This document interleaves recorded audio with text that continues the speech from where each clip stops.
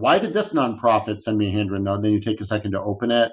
So I feel like there's that whole experiential about seeing what's in there, feeling it, and then putting it aside and then seeing it again. Like if I get a text from you, I'll read it, but then it goes away. I mean, it gets buried within 5 minutes, but a handwritten note has lasting power.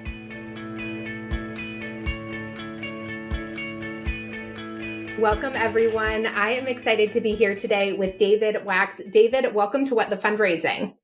Thanks, Mallory. Excited to be here. Why don't we start with you just telling everyone a little bit about you and your work and what brings you to our conversation today? Sure. So I'm David Wachs. I'm the founder and CEO of Handwrytten. We've been around for almost 10 years now. I believe we're the largest provider of what we do, which is automated handwritten notes. And we do that by building and operating a fleet of 175 robots in our facility in Phoenix, Arizona. And then we also lease them out throughout the world. We have some in Australia and throughout the United States. Prior to this, just to give you a little framework or a little context for me, prior to this, I ran a text messaging company. So we were sending texts on behalf of retailers, a few nonprofits, real estate agents, and everybody else. And what I realized is we were kind of part of the noise. We were sending over 1 million texts a day on behalf of Abercrombie and Fitch alone. And I realized with everybody getting all these texts and emails and tweets and Slacks and Teams and everything else, it's all just becoming noise and people aren't reading it anymore. But when I went by people's desks and I saw handwritten notes on display on the bookshelf behind them or stuck to their refrigerators or whatever else, I realized maybe there's a way of making handwritten notes scalable. And that's why I started this. And tell me about the power of a handwritten note or a note that appears to be handwritten. Like, talk to me about what that does from like an experience perspective. Everything has moved so digital that we're ignoring like 4 of the 5 senses. We're ignoring the tactile feel of a handwritten note, like the notes we provide are, and just in general, not even what we provide, but there's a toothy texture on a vellum paper. There's actually, as cheesy as it sounds, I like to say there's an unboxing experience when why did this nonprofit send me a handwritten note? And then you take a second to open it. So I feel like there's that whole experiential about seeing what's in there, feeling it, and then putting it aside and then seeing it again. Like if I get a text from you, I'll read it, but then it goes away. I mean, it gets buried within 5 minutes, but a handwritten note has lasting power. I'll give you an example outside of the nonprofit space. In Pennsylvania, we work with a piano tuner. He only needs to be in your house once a year to tune your piano. So he comes to your house, tunes your piano, sends you a handwritten note through our service, and then doesn't need to tune your piano again for a year. When he returns to your house a year later, often, he says, strikingly often, that handwritten note is still on display on their piano. So not only is it open, not only is it read, but it's put on display on probably their most prized possession in their fancy room. And you can't buy that real estate as a marketer or, whatever. You can't buy that real estate. So handwritten notes hold a special place that's really, if utilized effectively, can be extremely powerful and long lasting. None of my text messages would have gotten printed out and stuck to the piano. I promise you that.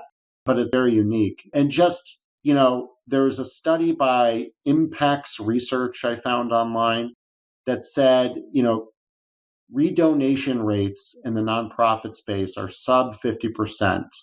And why are they sub 50%? It's because people don't feel thanked.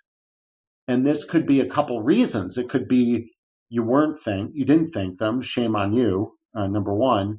Or maybe you did thank them, but it went to their spam box. Or, they're so busy deleting their emails because they receive 140 emails a day. They don't even take the time to read it. They're just deleting it. So they don't feel thanked because they skipped over it thinking it was spam, or they just, keep in their inbox clean mode. Or they don't feel thanked because they felt it was fully automated. And, so yes, they got a note from you, but it came straight from Blackbaud 2 seconds after they placed the donation. Whoop-de-doo. I mean, they knew that. Nobody actually thanked them there too. But when they get a handwritten note, and we can get into the whole phony discussion, I'm sure, But when you get a handwritten note, at least they feel thanked to some degree. And we could talk about how, phony or not phony it is, and how we respond to that at our company. Yeah, I want to talk about that in a moment. And I really appreciate, though, a number of the things that you just said.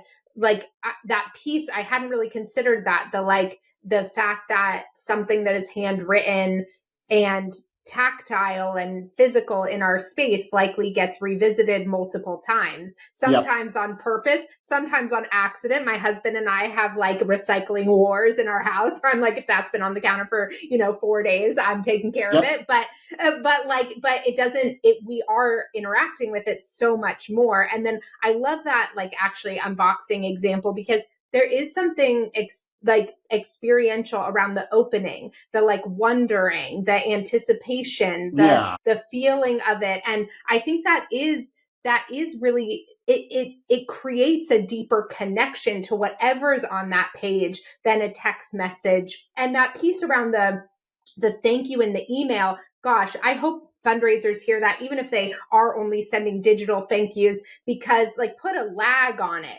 I gave a bunch of donations at the end of the year, and it's like I would get 3 immediate emails oftentimes from the organization. I would get the tax receipt email, the like actual transaction email. I would get, and sometimes actually those were 2 separate ones. Then I would get can you match this email that was like auto triggered. And then I would get the thank you, but all of them came in the same minute.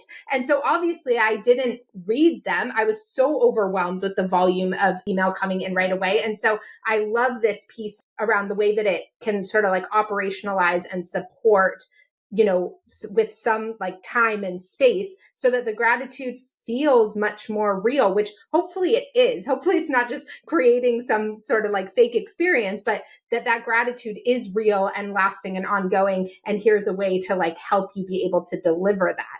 So let's talk about the phony piece, because I wasn't going to use that word, but I do expect that some nonprofits are like, are we tricking our donors with this? Like, are we tricking them by delivering something that appears like we wrote it, but we really didn't write it? So how do you think about that? Well, first of all, at least the nonprofit is doing something different to get your attention. And so they've taken a moment to think about, how am I going to get in front of this donor in a non-lazy way of just through an email blast or whatever. So there's that. And what I would say is, I've got one here. I don't know if this is a video podcast or not, but this one I cannot tell was written by a robot. So physically, if you look at it, you will never know. If it's a short note, we're able to make the font bigger, and you cannot tell it's written by a robot because we vary the characters, we vary the line spacing, we vary the left margin, and then we ever so slightly warp the text so that it's not fully on a straight line. That said, that doesn't get to the disingenuous part. And to that, I'd say what we're doing is nothing new. If you are trying to send out 5,000 handwritten notes around the holiday, and you hire a bunch of interns, or you bribe a bunch of interns with a pizza party to write those notes, is that any more real? These kids, they're just there for the pizza. Yes, they're helping out, but they're basically mimicking your words to get your message across in their handwriting. And then you're involving risk. Is that note going to have pizza grease on it? Is it going to be written in legible handwriting? The first note will look good, but the 50th won't. And then even getting out of the nonprofit space. Let's go back to Mad Men days. If you wrote in 1960s, the CEO of Pan Am or something with a complaint letter, and they'd write you back and it would be signed by the CEO, but I'm willing to bet you dollars to donuts that wasn't actually signed by the CEO. Or, people get the Christmas card of Donald Trump or Joe Biden or, pick your aisle, and they know that the president didn't sign that Christmas card, but they still put it on their mantle. So it's just something different, and it's nothing novel. It's just a different way of scaling outreach. Instead of getting a bunch of teenagers with greasy pizza hands to do it, you get a robot that can run 24/7 and stay consistent. And it's about that consistency of outreach and speed of outreach. That's kind of where we play. It's interesting. Like I can imagine myself as the fundraiser being like, oh, but this makes me uncomfortable. And now as like a consultant, what I really see and like appreciate and understand is that things like this help nonprofit leaders and fundraisers do the uniquely human stuff because they have the time to do that and not rewriting all the thank you cards that have pizza grease on them, right? Right. Like that there are these parts of fundraising that are the deeper human connection, the next level of human connection, that there's never going to be a robot to do that.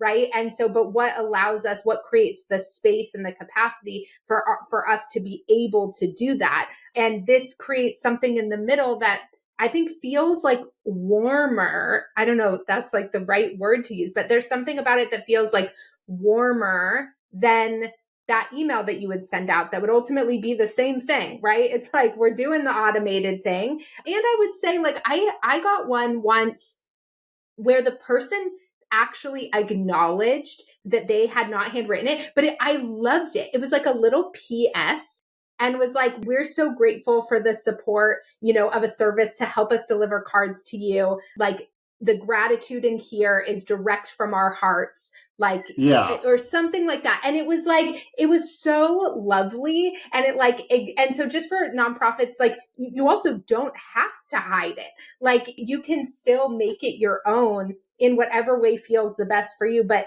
nothing should hold you back from finding tools that help you improve your experiences and your relationships. And you don't want to sort of like take yourself out at the knees because you're so afraid of like operationalizing certain things. 100%. Like right now, we're working with a food bank and they're sending out 70,000 Valentine's Day cards. There's no way they could send out 70,000 Valentine's Day cards without our service.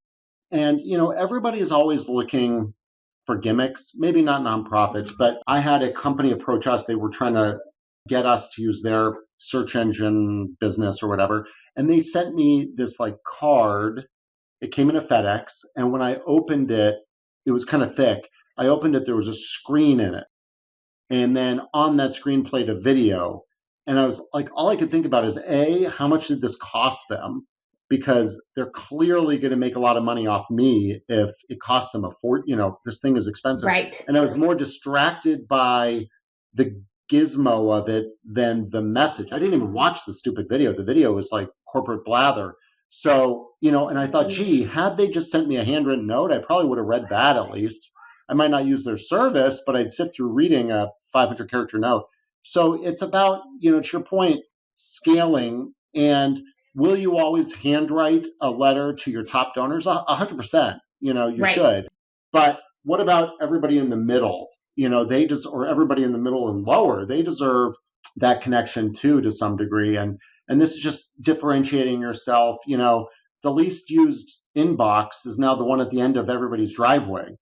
So, how do you differentiate yourself? Are you going to go into the digital pile with 140 emails a day and 50 texts and everything else? Or are you going to go into the pile where they get 1 to 3 handwritten notes a month?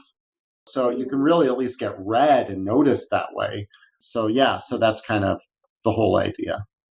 Okay, so this brings us to an interesting piece of this, which is the tracking sort of it all and the belief in the return on investment. And Yep. I think one of the reasons why nonprofits stick with digital, even when it's in this very overcrowded, oversaturated space, is because they feel like they can get some feedback, even if that feedback is very negative, about how that communication is doing. Whereas they're sort of, especially communications that don't have a call to action in them, they have a hard time kind of like quote unquote justifying the investment without understanding the ROI or the engagement. How do you sort of come up against that, or what would you say to that if a nonprofit was saying that to you?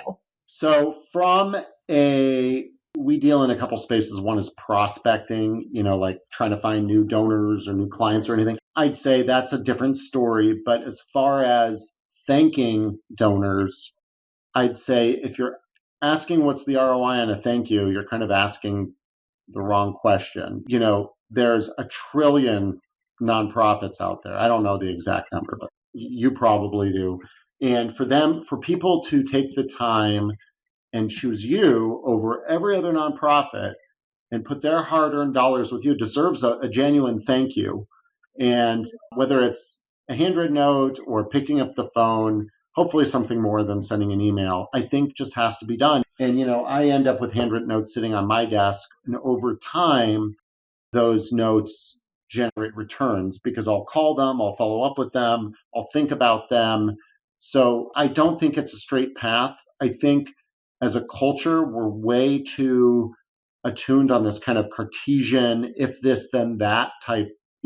I do this, I get that. What's my ROI? What's my ROI? But you should really be thinking about, and I think nonprofits understand this. They gave me their hard-earned treasure. I need to return that with a thank you, period, full stop, nothing more. But I mean, if you're really interested in this, you could always A/B test over a period and say, okay, here's the 50% that get a handwritten note. Here's the 50% that don't. Let's see their donation rates over the next 6 months. How does that compare? Or maybe send out a survey, I forget the term, a survey to see if they're willing to refer the nonprofit to others and compare those that received the handwritten note from those that didn't. On our website, handwritten.com with a Y, you can request the consumer outreach survey, which is not specific to nonprofit, but we did a survey of 2,000 blind consumers, and we asked them if they feel appreciated by brands.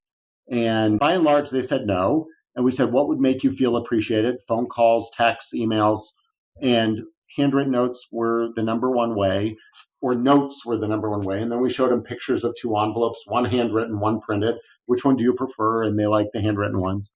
So I think there's some data you can collect that way, not direct research, but kind of indirect research on running surveys, and then also in A/B testing. But I think overall, when people ask me that question, it says a lot more about society than anything else. I mean, we're talking about on the high end, a $3 piece, sending a handwritten note for a $50,000 car purchase or a $500 donation. What isn't it just the right thing to do? That's kind of where I'm at. You know what I mean? So yes. And yes, the absolute right thing to do is, Mallory, for you to sit down and write that person a thank you. But when you can't do that, at least you're doing something. Yeah, it's true. I think, we can't let perfection be the enemy of good, or whatever that exact quote is, right? And so, yes, would it be great if we could write every note ourselves? Obviously, that would be very cool.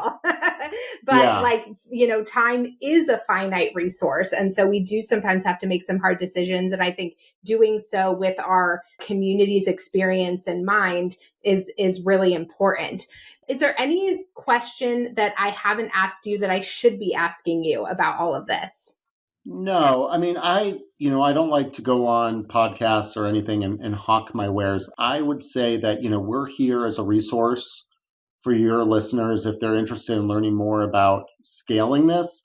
But I'd say step one is just send a few handwritten notes by hand and see the value that adds. And if you're already doing it, you probably know the value that adds, and we can just help you scale that. But, I unfortunately teach and don't do most of the time. I'm trying to get better about sending those handwritten notes. But I know firsthand when I do send handwritten notes, I get emails in return saying thank you. We're attending a trade show and we sent out handwritten notes to a bunch of the attendees, and people were Instagramming them because it is so rare that for people to reach out this way, it's very rare nowadays. So anybody that's looking to scale what they're doing, we'd love to talk to. But if you're not doing it, just pick up a pen and start writing.